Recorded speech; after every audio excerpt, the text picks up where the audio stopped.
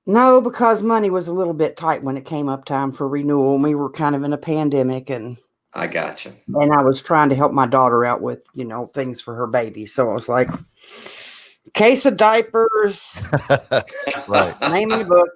But I was like, but at least for once, I mean, for all posterity, I will have my name in a book with Mike DeCourcy, with Hoops Wise. He's going to be on our show in a couple of weeks. Good. But you got the distinction for episode 50 because you still are, after all this time, even after you were my first national guest on my other podcast, you're still my favorite writer. Well, thank you. And Jay, you give me 1 second. Josie wants in, and she's going to keep hanging unless I let her in. I thought I let her. Come on. I thought I gave her the room to get in, but she was, she was going to keep banging at the door if I didn't let her in. You gotta love pets. Gotta. But before we dig deep into sports, Jay did have a question for you, and I think it's an absolutely fabulous question. Fire away, Jay. Oh, yeah. So I noticed that you are the ambassador of Coaching for Literacy. So we were wondering what that was and how we could get involved and how Big Blue Nation could get involved as well. Well, Coaching for Literacy, I'm not the ambassador. I am an ambassador, and they reached out to a lot of people in the media, and I have ties to Memphis. I spent 4 years down there in the mid '90s, and it really being down there in Memphis was maybe the most important career move for me. And it's a long story, but it put me into a market that was their thirst for basketball. It would be much like moving to Lexington. The thirst for basketball is incredible. And so I was a basketball person in a football city in Pittsburgh where I grew up. And when I wound up having to move to Memphis, it was just a really great experience for me because of that, because they just had this great thirst for basketball knowledge. And I was like, yeah, I'll give you whatever I got and I'll learn more and give you that. And so it worked out really well. And I made a lot of friends down there, and the people who are behind Coaching for Literacy are based in that area. And I think they reached out to me because of that. I'm pretty sure Gary Parrish from CBS is involved as well. And it's a they partner with different coaches, different programs. They'll do it. Obviously this year it's a little different because they don't have crowds, but they'll have a Coaching for Literacy game, and so material gets distributed to the fans in the stands and that sort of thing. And they raise money to try to promote literacy. And honestly, I mean, not to be selfish about it, but I'm a writer. And so if you're a writer who isn't committed to literacy, you're an idiot. And right. You're probably not a writer. Right. It's really an important,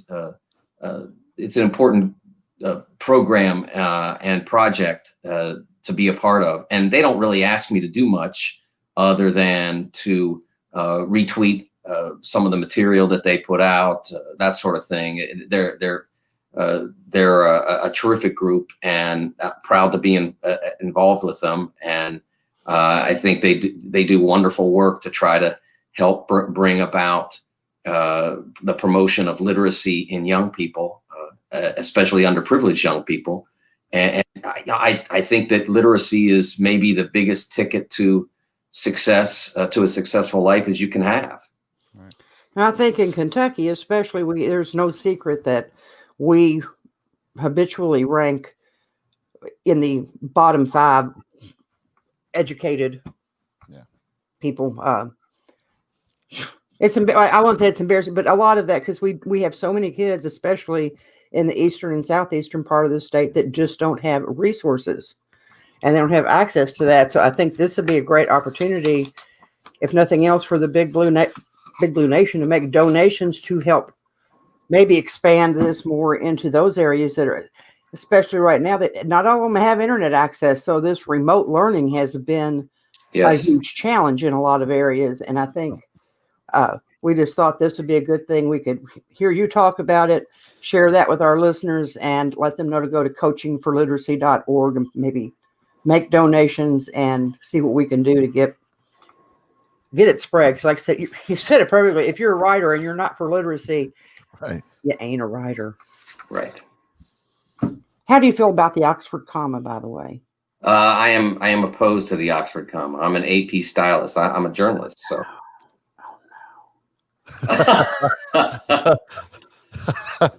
Oh no, my bubble has been burst. All I'm saying is the Oxford comma can save lives. It changes.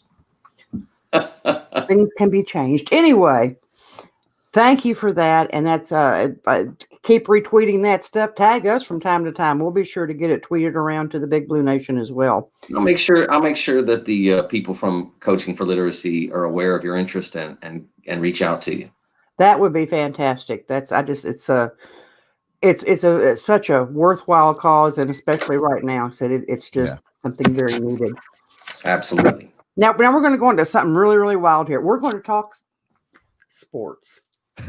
Sounds good to me. So we'll do something real easy, really lightweight.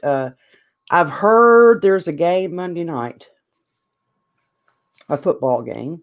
Right. He's like all confused and no. I'm picking right. No, I'm trying to tell Kentuckians that you really don't have to root for the SEC. Not really. It's not a rule. No, I'm not saying it's a rule, but you're not going to get me to cheer for Ohio State. But how do you see this game breaking out?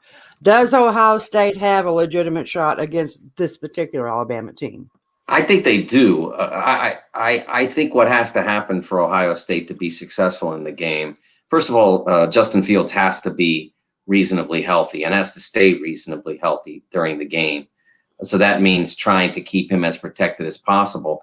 And can he therefore do some of the things he's capable of doing? He's an outstanding runner, and he's not somebody who relies on that. But in circumstances where they want to run an RPO, he can be a real threat with that. And if you take the R out of the RPO, it's not quite the same. It's not quite the same danger. So there's that. But I do think that if they are going to win the game, when you have a football game where both teams are going to score a lot of points, I call it playing basketball. You're not going to shut the other team out in basketball. Everybody knows that. So what you have to do is you have to get big stops. And that's what and obviously the stops in football are bigger because there are fewer possessions, but you have to be able to get that big stop. And I think they're capable of doing that. I don't think they're capable of keeping Alabama below 35 points. I think Alabama's going to get that one way or the other. But can you stop them from getting the 42nd, that last touchdown, the sixth touchdown that makes it 42? Because I think Ohio State can score.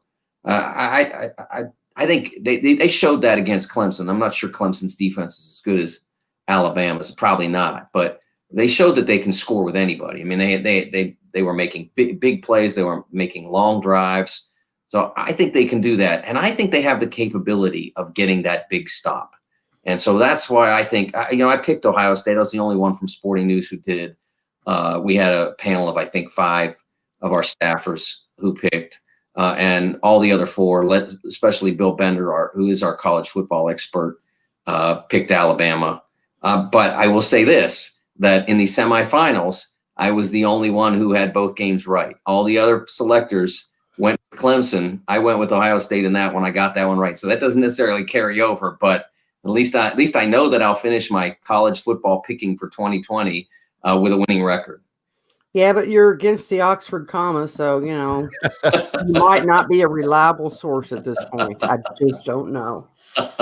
Also, too, do you think Waddle will play in this game? I know some reports came out said that he was practicing for Alabama.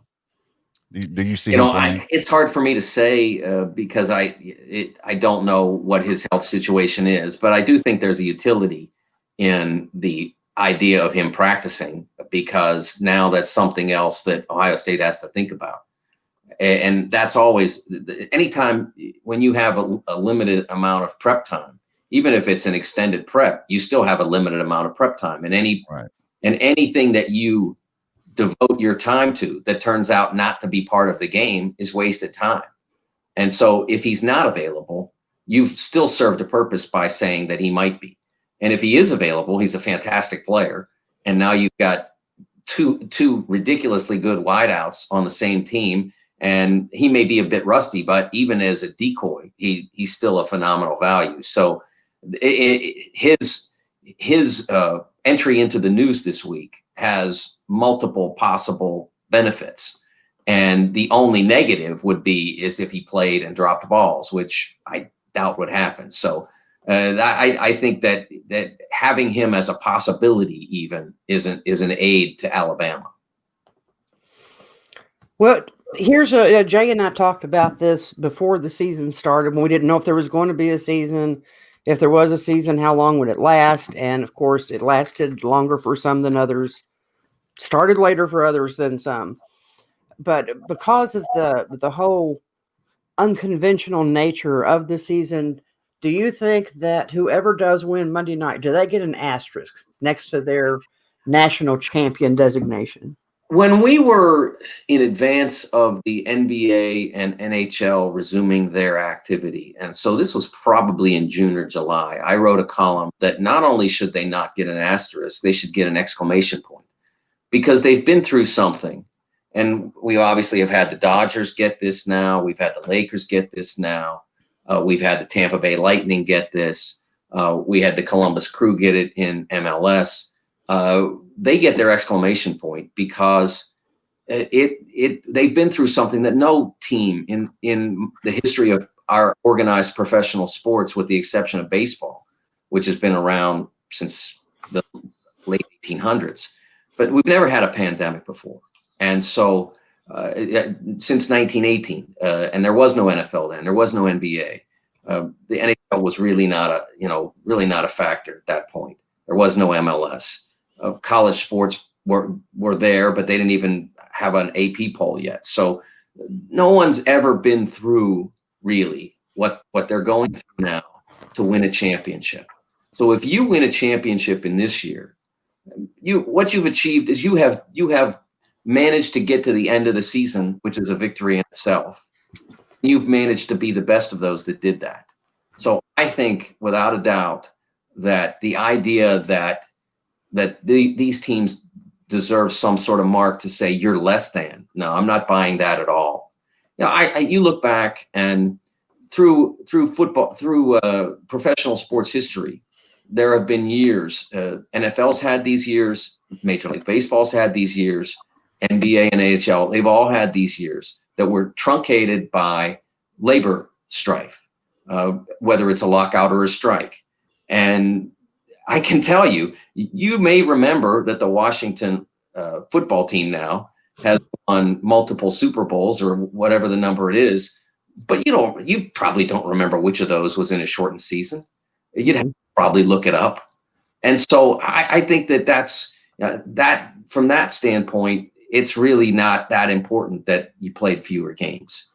And from the other standpoint of having had to quarantine, avoid the virus, not contact with your family, your friends, your girlfriend, whatever, or do it as little as possible, not go out and hang out on the weekends because you're a college kid and that's what college kids do. Having to avoid all of that. And for the most part, the athletes have done that. They've done that pretty well. And some have done it better than others, but for the most part, they have. And they've made it to this. I think it's an amazing achievement and an amazing sacrifice that they've all made. And they've made that sacrifice. Some people are, cynical about it. And they're, will say that it's only for the sake of television dollars and television programming and that sort of thing. But I did a story before Christmas where I interviewed, I believe it was 4 walk-on players and 1 first-year scholarship player at Syracuse who was playing 6 minutes a game, about the role of being the energy provider from the bench, being the person that tries to jazz up the players because there's nobody in the crowd to do that. And so you're trying to bring energy to your team. And they all said they wanted to be there. They are where they want to be. They're having to make all these sacrifices about family time and girlfriend time, like I said, and they all want to be where they are. And I even said to them, I said, you don't even have the student section there yelling at the coach to put you in when you're blowing out the other team.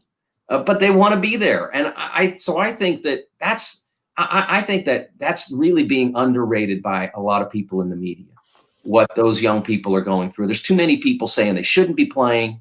It's wrong to play, and not enough people listening to those people, those young people who are doing what they love because they love it and are willing to give up other things that they might enjoy because they love this thing and they know that this is a finite career. Even with the bonus year of eligibility everybody's getting, it's still a finite number of years you get to play college athletics, and they want to be out there, and certainly want to be out there safely and smartly, but they want to be there. And the other thing that has bothered me about this is the idea that it's such a logical thing that those who are sailing college athletics aren't paying attention to is if the Kentucky Wildcats aren't playing at Kentucky, what are they doing? They're playing somewhere. They're athletes. They're not going to just go home and sit on the couch and say, whoa, stay away from me, virus. They're going to play. And so is it better to be playing with other athletes who are tested every day against other athletes who are tested every day or close to it, with games being officiated by officials who are tested all the time and coached by coaches who are coached all the time? Or is it better to be playing at the local rec center with a bunch of strangers? I mean, I think it's pretty obvious which of those is a more desirable situation. And that's why I think that those who are opposing what's going on in football, what's going on in basketball, I think they're completely missing the mark. Right. Is it safe to say that so you were against what Rick Pitino and Coach K wanted to push back and send kids home and restart back in March? I guess, when everyone got the vaccine.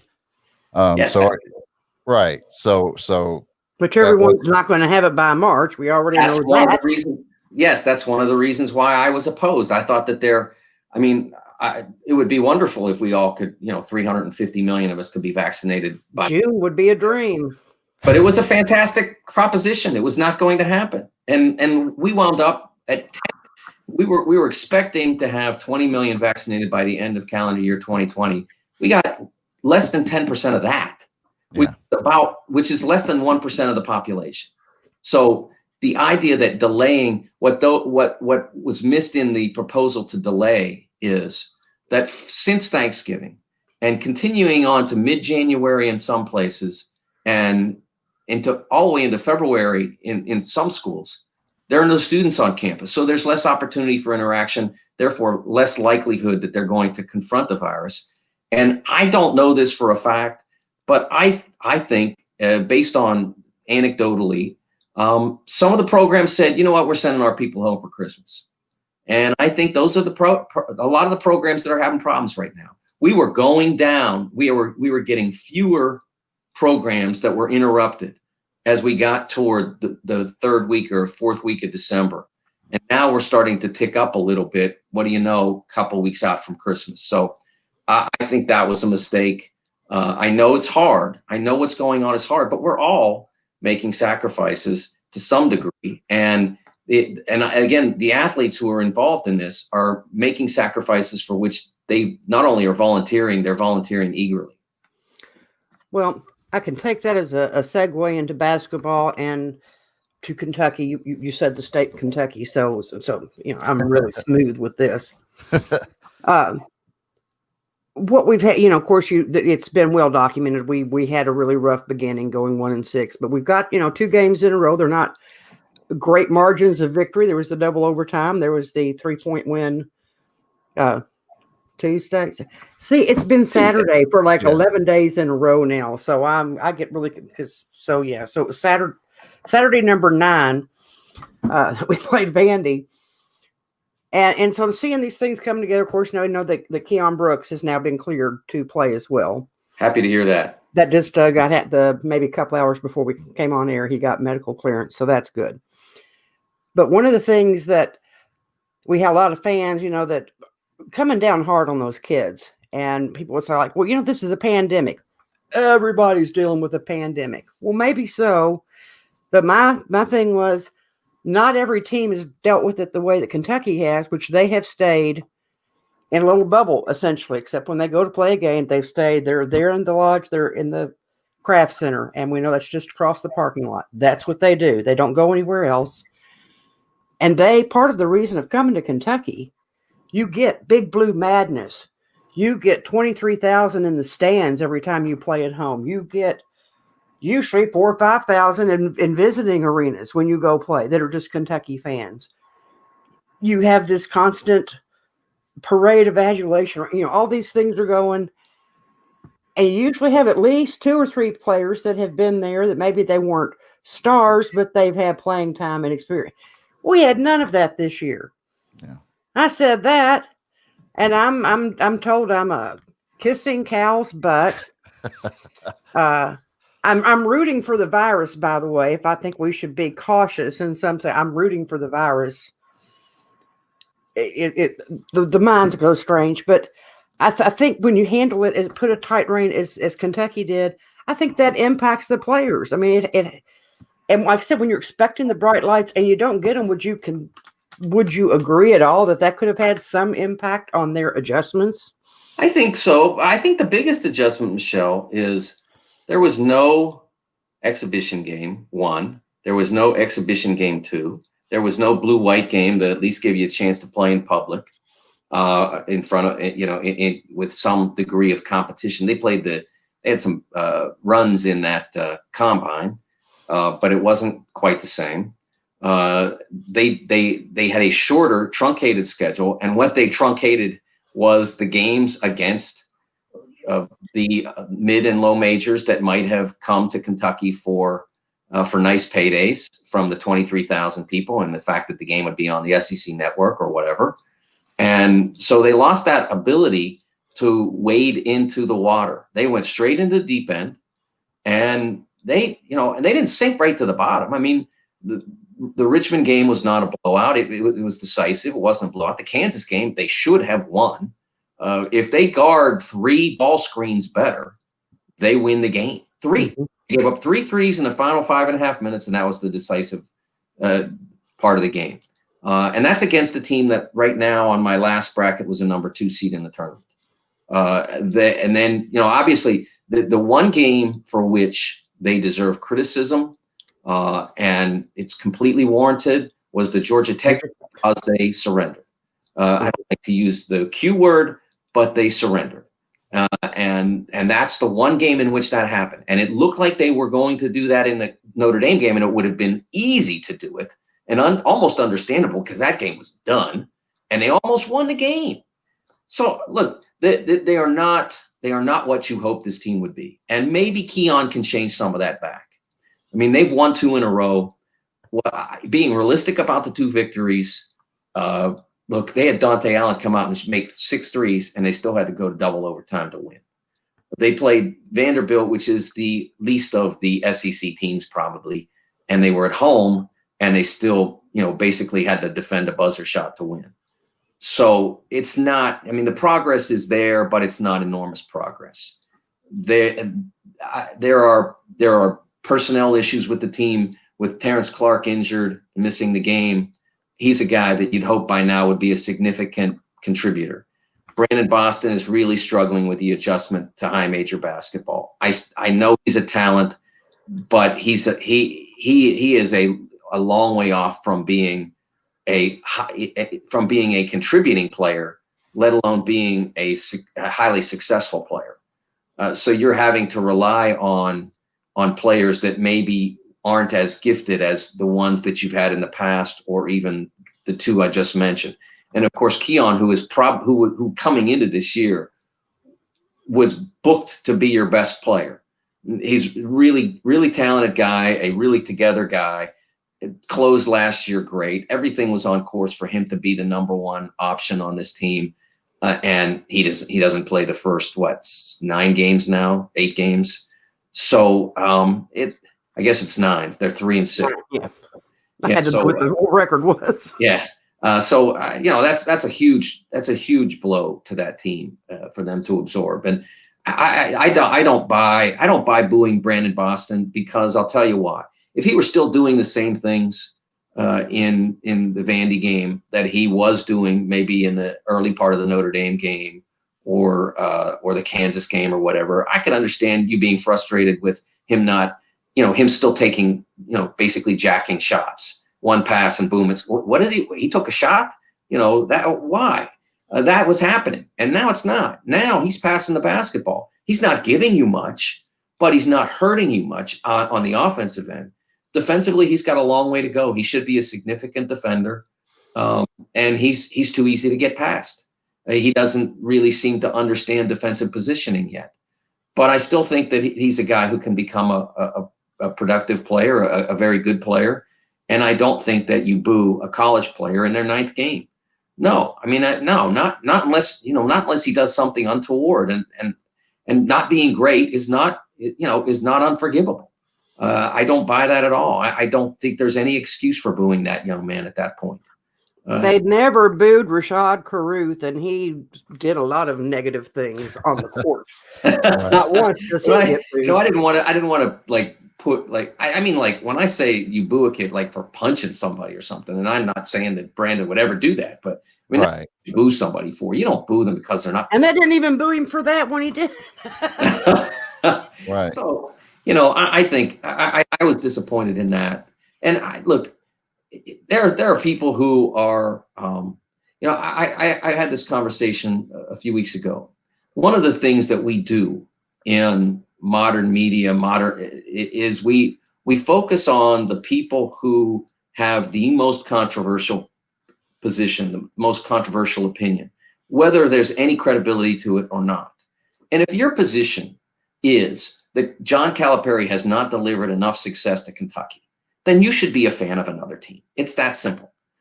And good luck finding one who's been as successful as Kentucky over the last decade, because there are 0. There aren't any. Now, there are 2 that have won 2 championships to Kentucky's 1. But consistent success, there has been no one who has been they've been in 7 Elite Eights in 10 years. 7. No one's close to that. They've been in 4 Final Fours in 10 years. There's nobody that's matching that.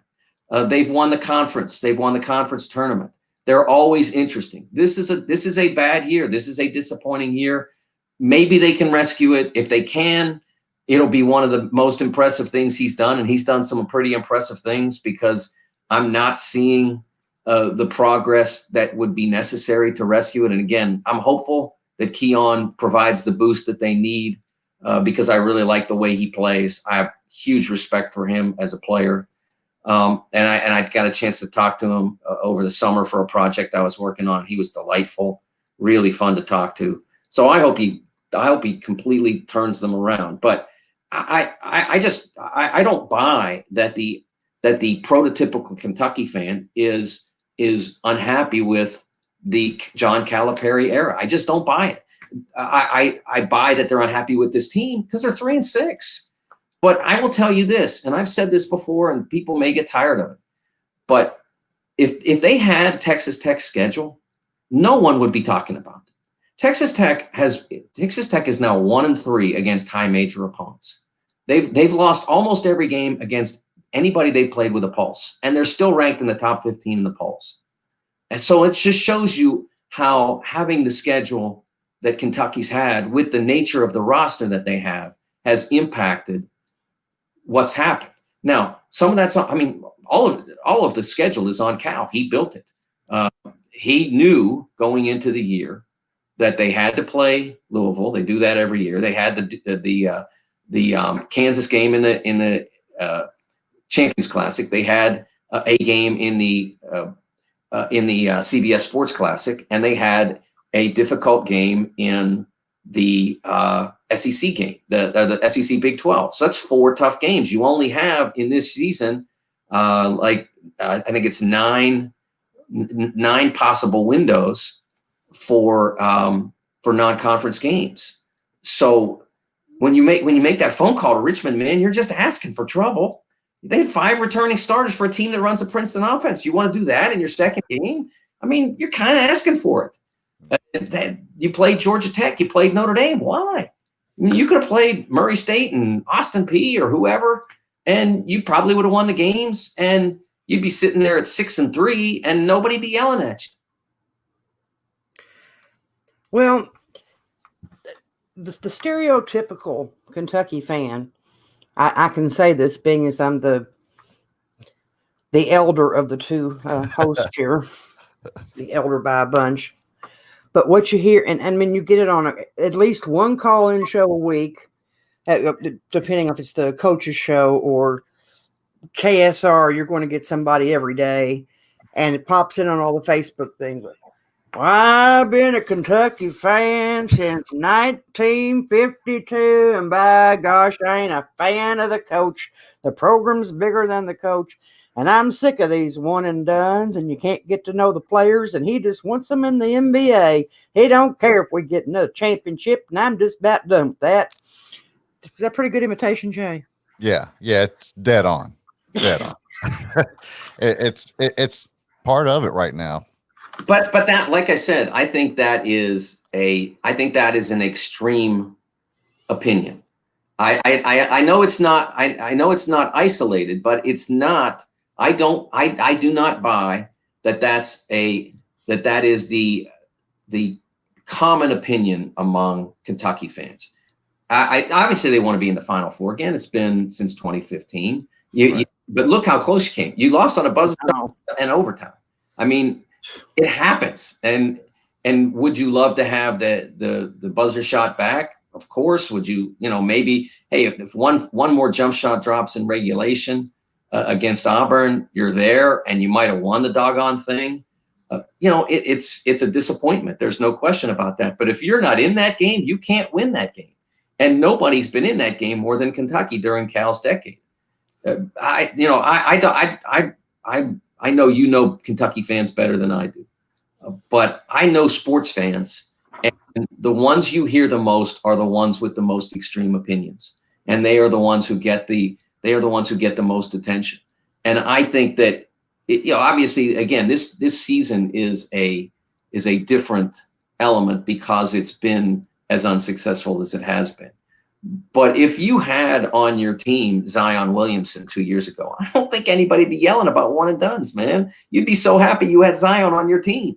It's just the reality. And it's been a while since you had that guy, but it hasn't been that long since you had De'Aaron Fox. And I know a bunch of Kentucky fans that were bragging this summer when they had one of the key players on the Miami Heat, who was a rookie in the NBA. I heard lots of bragging about that and how good he was. So I do think that there is a large number of Kentucky fans who are very happy with the Calipari era, just maybe not with this team. And again, I understand that I don't know what the evaluation thought process was on Brandon Boston.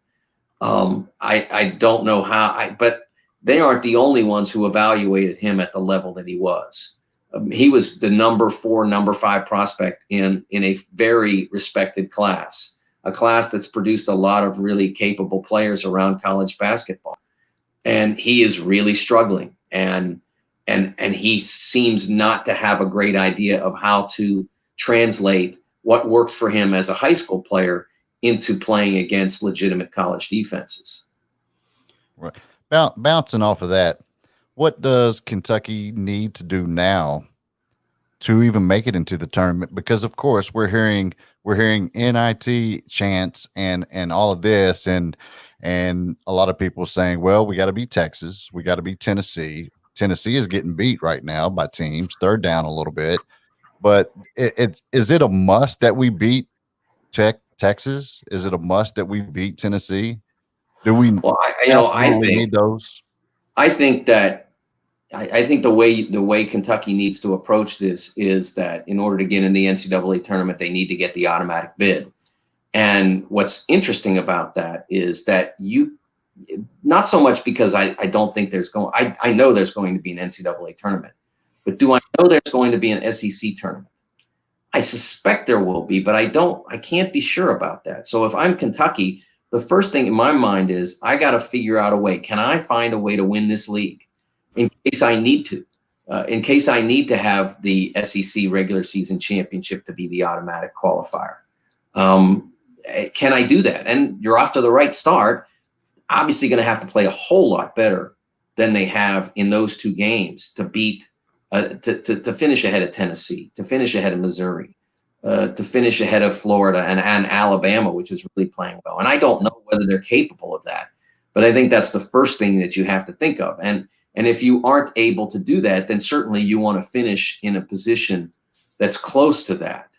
And again, I in watching them play, and I watch pretty much every minute of every game that Kentucky plays, I think that I have not seen that level of performance in them in any game probably since Kansas, when their offense wasn't good enough, but their defense was, except for those final 5 minutes. So I think they need to get better defensively and find a way to be significant defensively. They struggled to guard Vandy down the stretch. They tried some different things using Toppin to guard Pippen. I thought it was a novel idea, but I kept seeing that getting shaken off really easy with a screen and a switch, and then all of a sudden there's Pippen having driving the ball or on the big guy, and that was a real problem for Kentucky. They were not able to get out of that particular switch. It happened over and over again, and they really struggled to defend in those final 5 or 6 minutes when they put Toppin in that matchup. I thought Toppin did a good job, but that switch came too easily, and they struggled. So they have to find a way to be a terrific defensive team, because their offense is not there yet. And if they can't find a way to be great defensively, I don't know how they win enough SEC games to be in the hunt for the conference title. I guess one thing that did give me maybe just a little boost in how I feel about them, I think the double overtime win at Mississippi State, the fact they stated they didn't give up, and they've been there. We know with several games, you make that last shot, you win. And Olivier Sarr, man, he's got the bad luck for the last shot thing, and that has to stick in their head. We can get right there and we get to the final 10 seconds, we can't win. And they got to Mississippi State. Dontaie Allen does what there's just no way he should be able to do that, but he did it. Cal's gotten tossed out of the game. They're playing zone. I mean, hello. That doesn't happen. And they survive that. And so I think that is part of what helped them maintain their composure against Vandy and pull out that win. So I think what that has done more than anything else has put that little switch on in their brain. We can win. Right. If you lose a bunch like they did, that weighs on you. We're going to lose. That's why you play those games against Morehead State and teams like that aren't necessarily poor teams, but they're not as advantaged as you are from a talent standpoint, et cetera. And so you play those games and you learn how to win. And they didn't have that luxury. And so now they've won a couple of very close games and they've learned how to win. Now they have to learn how to play. And I do think there's a segment of the team, a significant segment of the team, that is paying attention to coaching, that is buying into their roles. But what they need is for the most gifted players to be in that. And I do think that Brandon is listening to coaching now. You can see that. It's one of the reasons why I said that I didn't see booing him because the one thing that he's doing now is that he's at least cooperating in the offense. when he gets the ball and it's not his shot and the play says the ball goes here, it goes here now. And so he's making progress in that respect. And then the next progress he has to make is that he has to get the ball off the rim and put it back in and do things like that with his length and be able to stay in front of Scottie Pippen. He should have been able to shut Scottie Pippen down. He's 6'9". He's got great length and great athleticism. He should be able to shut him down, but he couldn't stay in front of him because he doesn't understand leverage yet. And so that all comes with time. And I think eventually he's going to be a good college player if he hangs with it in a way that that PJ did when he was a freshman. He hung with it, and eventually he became a great college player. And so I think that's got to happen for them to be. Terrence has got to get healthy because he's a very capable player, very talented kid, and he's had injury problems that have either bothered him or, in this case, in the Vandy case, kept him completely out, or they had the position switch, which I think set him back a little bit. So that's those two guys, and of course, adding on Keon. If you got those three guys all playing at a medium to high level, then at that point, then I can see Kentucky perhaps being one of the better teams in the SEC. That's a lot to add on during the course of the year. It's not an easy challenge, but there's nobody better at doing that. There literally is nobody better at doing that, and maybe nobody better in the history of the game than John is. And if you doubt that, I take you back to 2011 when they went to Ole Miss and got smoked, and everybody thought they were done, and they played in the Final Four. Or I take you back to 2014 and they went to South Carolina. I was down in Rupp, watched them get smoked by Arkansas. They went to South Carolina, got smoked by them, and then they played in the championship game. So there's nobody better at making those adjustments and not giving up on a team than John. And I'm glad that you pointed out the things about Boston, because the other thing besides him getting booed were the people that were posted on social media. You're a lazy bum if you would put forth a little effort in a game. And I'm like, you can see him thinking about what he's supposed to do instead of playing. Yes. That doesn't mean you're lazy. It means you're trying your best to do what coach wants you to do, but your body's not used to it, so you don't have the muscle memory for that. Exactly. So, see, I can almost forgive the Oxford comma thing now. No, see, Mike and I will always be really good buds because we both have such a firm belief in the worst rule in sports. Absolutely. Advancing the ball to half court when you call a timeout. That's for the women. That's for the NBA. If it ever comes to men's college, I may have to stop watching the sport. I have been in at Final Fours in the past. They occasionally will have a seminar discussion. I don't know what you call it, but it's with the rules committee and it's with selected members of the basketball media and a representative of the men's basketball committee, which we call the selection committee, the team, the group that picks the teams for the tournament. Right. And we sit around and we talk about the rules and what should, where's the game going next. And I always make sure that I get on the record that can't happen, that it's just horrid and it should never happen. One of the reason it's the worst rule, okay, and here's why. Because let's say I want to buy a Cadillac, okay? So if I want to buy a Cadillac, I got to give you $50,000 or $60,000 or whatever, okay? In order to move the ball 45 feet or 50 feet in the NBA, I have to call a timeout. I don't even have to give you the timeout. I still get to talk to my players for a minute and a half or 2 minutes. So I don't even have to give you the $60,000. I still get my timeout. I could almost live with it. I'd still hate it, but I could almost live with it if I call timeout, move the ball 60 feet, and now my guy's got to run what I taught him in practice. At least then, you're not getting something for nothing. You had to spend the timeout to move it 60 feet. You don't get the timeout too. But in the way the rule's written, you get the timeout and you get that. It's garbage. It's the worst. It is such trash. And what it does is it eliminates true basketball drama. It invents fake drama. It's like It's like basketball's version of The Bachelor.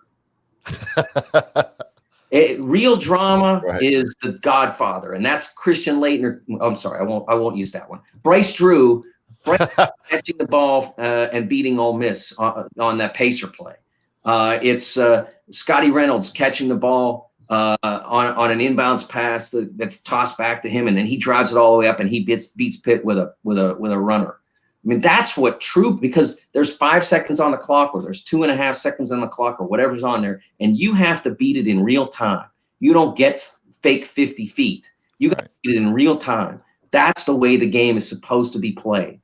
It's not fair to the team that spent 39 minutes and 55 seconds building a lead to say all of a sudden, well, the team that's behind, so that we can create this fake drama, gets to have 50 feet of the court. No other sport would do that. None. If like the Sunday when the Steelers are playing the Browns, I'm behind, so and I've got the ball in the last possession, so I'll just call timeout and I'll move 40 yards. I mean, the NFL would never do that in a million years. Would it make more excitement? Sure. Because anytime you put the opposing team under stress like that, you're going to create more excitement. But it's fake excitement. It's not real. The NBA created this a long time ago. It's garbage. The women's game has adopted it. It's heartbreaking that they've gone that way. FIBA does it. It's garbage. College basketball is the one last bastion of understanding that it's a trash rule. It is the worst rule in sports. And I argue with people sometimes about that, like they'll say it's worse to fumble through the end zone and the other team gets the ball on the 20, and that's a worse rule, or designated hitter or whatever. But none of them defy the logic of their sport in the way that this does. Yeah, that's why I love him. Big Blue Nation, Michael DeCourcy. Man. I'm going to go one more question, because you have given us way more time than I ever would have imagined, or because this is just, what can I say? Episode 50. He's my favorite writer of all time, and I get to talk to him. Everybody's saying officiating is killing college basketball. I would say most recent game with Kentucky, and 2 of the last 3 games with Kentucky, I had a hard time sleeping because of this ringing that stayed in my ears. I mean, 30, 40, 50 fouls.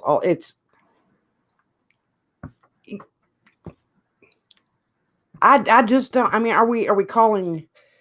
I don't know. How do you fix it? Well, it's interesting that you ask that, Michelle, because I haven't noticed that in other games, and this seems to be an SEC issue that you find problems in various leagues based on the way their rules are interpreted, the way their officials, coordinators, or their the director of basketball at the particular conference maybe prefers it. I've heard a lot from Kentucky fans. I haven't heard it as much this year. I mean, I think everybody's so happy to get the games on the floor that there's been less concern about how games have been officiated, for instance, than maybe there is in a typical year. So I had not been, other than the persistent disappointment with the charge call, which is a serious frustration. I had not heard a lot. I'd seen a few games here and there that were a little bumpy, but I had not heard a lot about too many fouls being called. But I see how I'm looking now at the Vandy box score, and this didn't hurt the Wildcats, by the way, because they shot 32 free throws and they needed them. They had 3 starters at Vandy that hit the 4 foul mark, and 1 guy off the bench as well. So that's 4 of their top 7 players that 4 foul mark, and that certainly is difficult for any team to overcome. So I do think that it can be sort of the kind of thing that eventually works itself out. You either get used to it, or perhaps the officials start to, the players start to understand, okay, if I do this, it's going to be a foul, so I don't do this. And you know, I mean, I certainly think that the more egregious problem in basketball is the secondary defender charge. It's a bad rule. It's badly officiated. It's badly written, and it damages the game. But I'll be honest with you. I mean, most leagues are not having the problem with the abundance or overabundance of foul calls that you're suggesting. And I have not. You know, I mean, we're only a week into the SEC season, so we've only had each team maybe play 2 games. So I haven't seen enough SEC games. You know, I've watched Kentucky's. I watched some of the Mizzou Tennessee game until it became really one-sided. Maybe 1 or 2 others. So I haven't seen enough SEC games to know if that's going to be a problem endemic to the league this season, or whether that's just, you know, episodic relative to the Vandy game or the Mississippi State game or whatever. It's kind of a pattern that has been emerging over the last 3 or 4 seasons, and we have that same, well, this year more so than any other, but there is a little core group of officials that just like to whistle to hear their whistle blow. Not that I would call names, TV Valentine, Doug Schall's, Wow. Sermon, not calling anybody out by name or Groover. But I have a solution for the charging thing. That I solved this several years ago, but nobody will implement it. You have contacts. Maybe you can do this. All they have to do is change the official's signal for a charge to jazz hands. Yeah, I remember when you said this. It was the best. It was the best because it's true. The charge.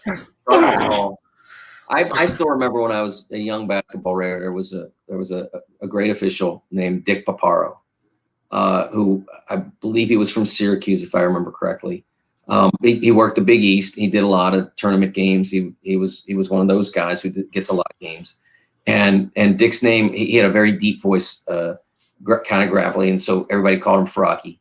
And I remember one time he was officiating a Big East game, and he literally, this is true. He saw a charge on the baseline, and he ran out with his hand like this, and he made it all the way to midcourt. He went 45 feet like this so that he could, punctuate the charge call. I swear to God, I remember seeing it. And that's, so it is part of the problem in the way the games is officiated, because this is more exciting than this. And this isn't exciting at all.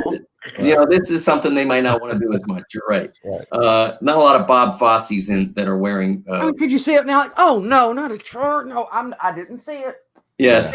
Honestly, I went to before last season. It was great opportunity. I went to an official seminar that they have. Each official has to go to one. Let's call it a seminar. They have several around the country, 6 or 7 in various locations, and they had one in Indy, and I went, and it was a great education on the rules and how, and I was totally on board with everything they were doing until they got to the film where they said, okay, we're going to look at charges and blocks and and everybody, and then they'd run the play, and then they'd say, okay, who in here thinks it's a charge and who in here thinks it's a block? And they did it like 5 or 6, 7 times or whatever. And it was so funny because they'd run the play and every hand would go up for charge. And then I'd be like, block, so you realize now, why it's going that way, because that's, they are trained to see that. And that's the way they look at it. And it's going to be hard it's going to be hard to ever convert that without completely changing the way the rule is written. Oh, well, we can just solve the world's problems one at a time. I guess it's right. Anyhow. So we won't fix charge block, but we'll stand there and guard the door and make sure that the advance the ball timeout never gets in. You better believe it. Anytime I see people trying to get, not that he can't hold his own, but I always come in and make another analogy about how stupid that rule is. So, it's like the 9th inning of the World Series and you're behind. I'm going to call a timeout. I get to put a runner on third. Absolutely. Nobody was there, but I get to put somebody there. Hey, my fastest guy.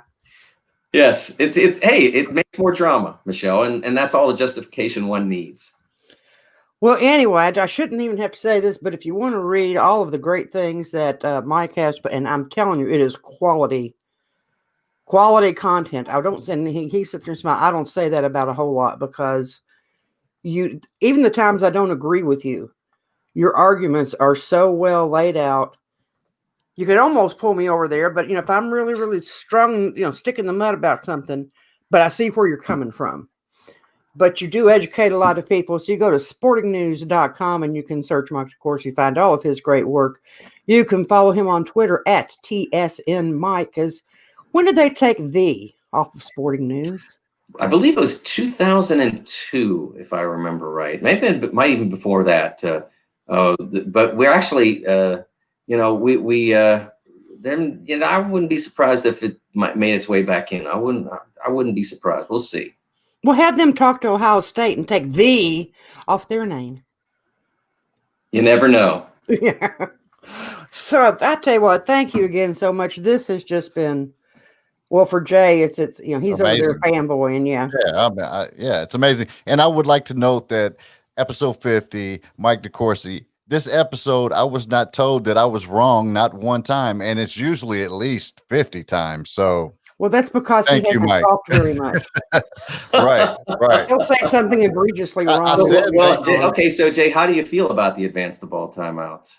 Yeah, I don't like. I'm with you guys. Oh, good. Okay, so then you get through this unscathed then. Right.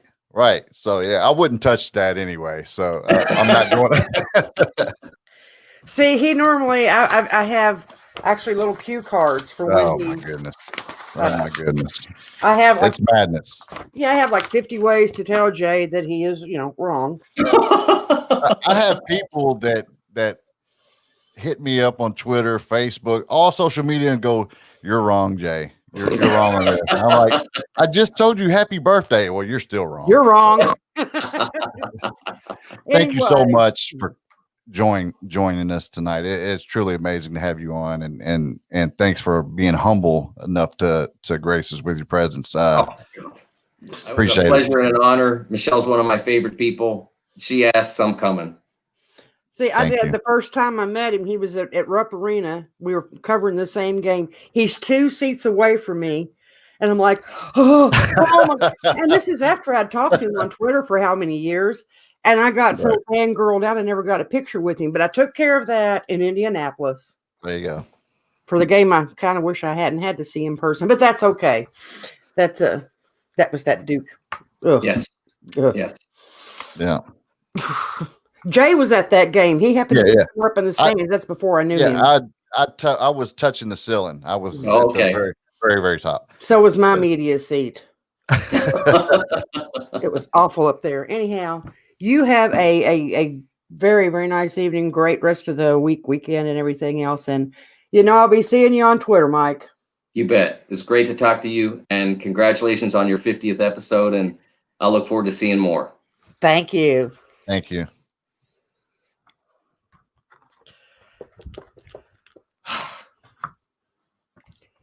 Now, I don't want to hear you complain at all because the episode's longer than an hour. That just popped in my head. I was like, did I just make it through a whole episode without being wrong? No, but I'm just sitting there saying, like, the episode is well over an hour, but were you going to one of the greatest people, humble, because I've met a couple people and they were not pleasant, super down to earth, and like I said, just so knowledgeable. Humor, just sports knowledge, I'm just at all I say, wow. If he comes up with an opinion on something, he doesn't. It's not he's not going at it for, as he said, not going for the controversy. Right. He's not going for the easy way out. He's actually thought it all the way through from every angle, and that's everything that I've read of his. Is he's always fair. There's a couple of times I haven't agreed with what he's come up with, but you don't agree on. But like I said, we're talking. No, that's wrong. See, you're wrong. No. Yeah, you're wrong. With Mike, I agree on 99% of the things, but the Oxford comma thing, I got to work with him on that one. I understand the AP angle, but man, Right. I know above your pay, or not in your job description, but Right. Anyway, too, also coaching for literacy, coachingforliteracy.org. Check that out. Donate. It's for a good cause, helping kids to read. And since Mike said he's going to have him reach out to us, we'll once that happens, I'm sure we'll have more information. But in this particular time, I mean, especially like I said, with how everybody's had to kind of make it up as you go along in terms of getting our kids educated this year while we're still navigating through the pandemic, this could be an opportunity to help a lot of kids catch up that would not have that opportunity. So stay tuned for information on that. Real quickly, do the housekeeping issues here. You had said that the bowl game score would be 24-17. I said 28-10, so neither one of us were right. It was 23-21. You were closer, not right, but closer. We have a basketball game coming up on Saturday. Yes. Deion Brooks back. Do you have... Got to get out my trusty handy dandy write down Jay's wrong prediction notepad here. I'm going to say Kentucky wins by 5. Give me some scores. Like you want to be let's just say 75-70. Because there's been a whole lot about Kentucky not breaking that 80. Oh, we about did. I put that poll up on Twitter. If we would reach 80, and 3 points away. And I think it was silly to put up anything about what Dontaie Allen's going to do when you base it on one game that he's really played. You can't make predictions on till we see at least 4 or 5 games if he's going to have a pattern. It's just a silly poll, Michelle. Well, I know it's just a silly poll, but what I'm saying, when you tell me, go ahead, decide. Well, no, I'm not going to decide because first off, you're trying to compare apples and oranges. No, it was. Yeah. What do you think he could potentially reach? And I just wanted to clarify that when you're putting Issel up there, Issel should have his numbers extrapolated.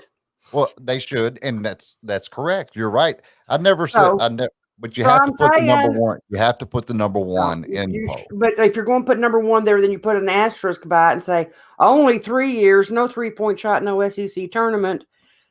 Ta-da. And a much smaller NC. And the other thing he didn't point out was I don't think you have to say that though with most points.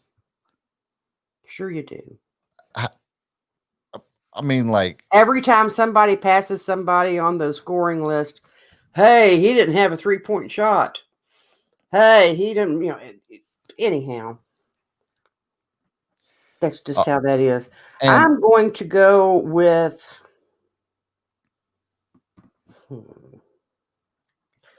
Keon back, but we don't know. We hit free throws very nicely the other night. Star was beautiful at the line. And can we point out, because I can't even think of a game where this has ever happened. Turnovers. I had to look at that like a couple times. I was like, they messed up. I thought I was looking in the steal column. I kept looking at it like that can't be right. I was like, did they get the steal column backwards? Amazing. And of course, right away, Corey Price had a stat on that. I was like, what? I'd have to go back and look, but it was like 85 or just like the stat at the time that both Kentucky teams, the men's and the women's, played the same opponent, in this case, Mississippi State, and both got overtime wins. Yeah. Yeah. And it did happen one other time against Vanderbilt. Speaking of the women's, they fall to Texas A&M tonight. They had a miserable, miserable fourth quarter. I was watching. Yeah. If you know, once when we were talking to Mike, the one time I stopped, like, you might have seen me. I did see that, and I started to look, but I was just listening to him. Oh, yeah, we were going like tied, exchanging baskets. Right. Like, okay. And then I didn't look at it for 4 or 5 minutes. Went back and down 9. Yeah. I'm going to say we go. I'm saying 73-70. Okay. We haven't learned how to win big yet, but I'm firm Well, believer. 5 that, points isn't big. well, it's bigger than 3. Oh, wow. So some way I'm going to be wrong, right? If I have anything to do with it, you will I be. know. I know. UK women's gymnastics. They are ranked number 12 for the beginning of the season. They open up tomorrow night at 9 p.m. against Alabama. That's probably going to be on SEC Network. They generally do have they have women's gymnastics on Friday night. So that's happening. But they made the men's games at 5 or 6 Saturday. They changed the time on me. I know that. Yes, they did. All I know is they died. I'm playing piano at church Saturday night. So, of course, it's going to be right in the middle of that, no doubt. Thinking they changed it to 6. 5. 5. Okay. 5 p.m. Eastern time. Yes, I can miss all of it. All righty. Yeah. That's why we invented DVRs, for those of you that didn't know that. So we maybe didn't get into the great amount of detail that we thought we were going to get into, but we got so much more with Mike here. On episode 50. We are golden. And I think, overall, well, I guess real quickly, because it does bear mentioning, we got a new running back special teams coach. That's Jemal Singleton. AJ Rose. But I wanted Anthony White to get that job. He's been joking about it on Twitter, so. Well, this wasn't his time yet. Yeah. And plus he tweeted out he didn't think they could afford him. So, I mean, the opportunity will come. So Rose, we already said Wilson's transferring, and then what the other quarterbacks? Nick Scalzo also transferring. I was going to say Scarville. No, that's not right. Scalzo. Yeah, Scalzo. Rose is going to the NFL. Yeah, Quentin Bohanna going to the NFL. Yeah. But Darian Kinnard, Luke Fortner, Yusuf Corker, Josh Paschal, Justin Rigg, Josh Ali, Davonte Robinson. All of them coming back. That's huge. Big time huge. That's like beyond huge. Yeah. Yes. So Kentucky football, it's a thing. Don't let anybody tell you otherwise. #22 Oats Strong. Don't forget Chris Oates. Kentucky football. But #UK. That's right. Which comes into a reminder, like, how to follow JHAZZEKY on Twitter, or JHAZZEKY on the gram. I'm not even going to say it. Thank you. It's been a great night. Because I brought you the guest of all guests. It's been a great night. Didn't you like it when I sent you the message that, can we please start at 9? Did I have a problem with it? Yeah, why? No. Because it worked for we're going to be talking to Michael DeCourcy. No, I'm good. I didn't tell you that immediately. I told you our guest couldn't be there till 9:15. And I was fine with that. I said, who is it? Then you said who, and then I was like, then I said, not a problem at all. Just Mike DeCourcy. Yeah. And we're not lying. We will have Hoops Weiss on here in a week or two. Yeah. Jay's got to get back in touch with him. But to have 2 Hall of Fame writers, authors, basketball gurus. Yeah. I mean, we're legit because we are the podcast. Yeah. Capital T. Capital A. But take it away from Ohio State because they're nothing but the. Hey, oh, crap. Ohio but anyway. Let's make a prediction real quick on that game. I'm picking Ohio State to win that game. You're picking Alabama. I'll pick Bama to win that game all 6 days, all day, every day of the week, and twice on Sunday. Do you have a score prediction? No. But I will say 41-35.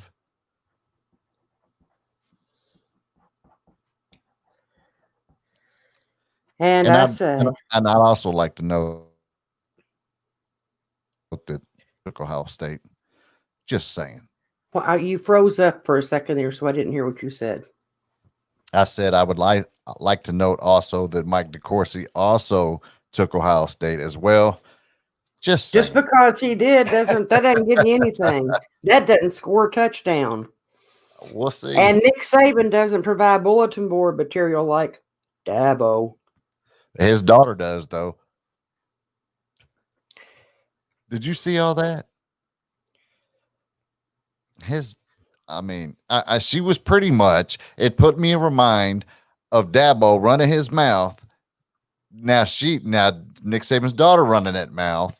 And we know what happened. We know what happened when they run that mouth. Here's what I will say. That's when a coach or player does. Yeah.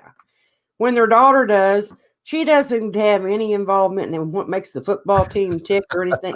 They're not going to pay attention to that. That'd be like Aaron Calipari saying, they're not going to pay attention to that. That's not going to fire up a team. It's Twitter entertainment. That's what it is. It's Twitter. If Nick Saban came out and said, yeah, well, they didn't play enough games and their conference sucks. Yeah. This will be easy. That's swing just like right. He just ran his mouth, and I'm thinking, dude, you need to shut up. Right. Because what you're doing is not smart. And it wasn't, and the thing was they got toyed with before they kicked them in the pants and up and down the field. They play, look, we'll let you score. Go ahead. Yeah. We'll let you score twice. By the way, and then it was on. Yeah. I'm going with Bama. They've been man. You cannot deny they have been a point machine. High powered, yeah. I'm saying that they actually go. I think it's going to be 45-38.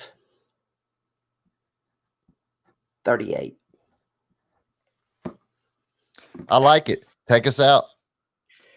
So, you know how to follow us. I'm at Forever Big Blue, and our show is at Rockin' KY Blue altogether there. And always know that wherever we go and whatever we do, we're always rocking Kentucky Blue. Thanks for listening to the Rockin' Kentucky Blue podcast. You can find us on iHeartRadio, Apple Podcasts, TuneIn, Spotify, Radio Public, or wherever you get your podcasts. Be sure to stop by and leave us a rating and review. And tune in next time for another episode of Rockin' Kentucky Blue.